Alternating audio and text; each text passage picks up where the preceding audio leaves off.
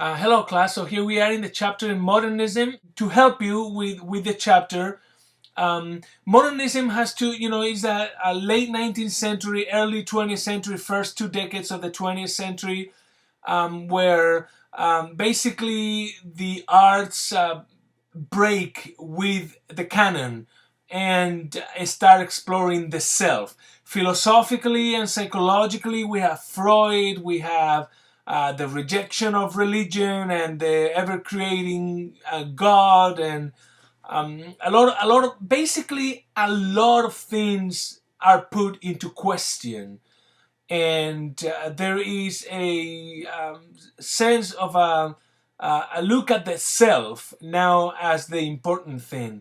And that in itself has been present in other movements as well, the self.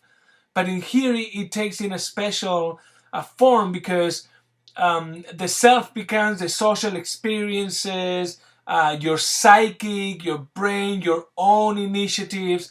Things that perhaps in the past with the canon and the norms, it wasn't realistic.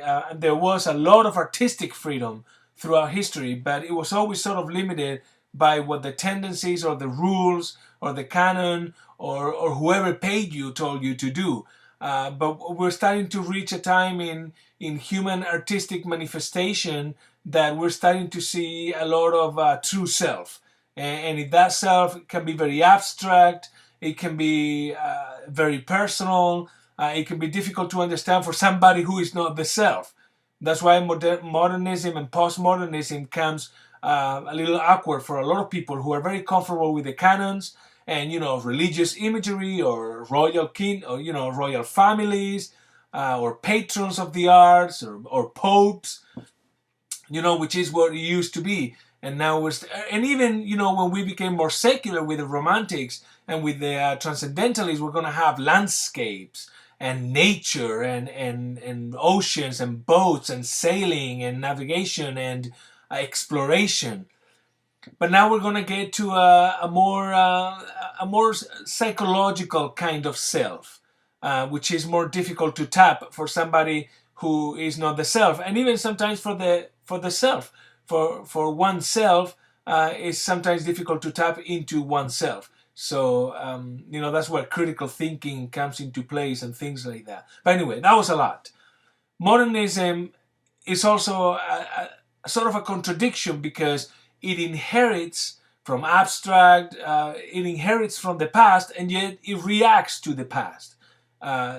T.S. Eliot said something to that matter, I believe. I don't know the quote out of head, but he's I think he's on Wikipedia.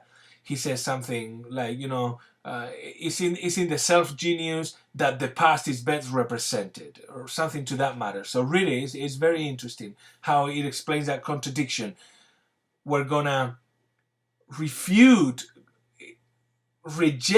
the past, and yet glorify it in a sense, or at least inherit it and move it along. So anyway, modernism, if anything, the truth is that modernism is that complex, is that difficult to understand, it's very personal, but at least I think you have a historical understanding of where we got in the arts, in human artistic expression. I hope you got a better understanding of modernism now. Read some things online. Look at my notes in the class notes for the unit.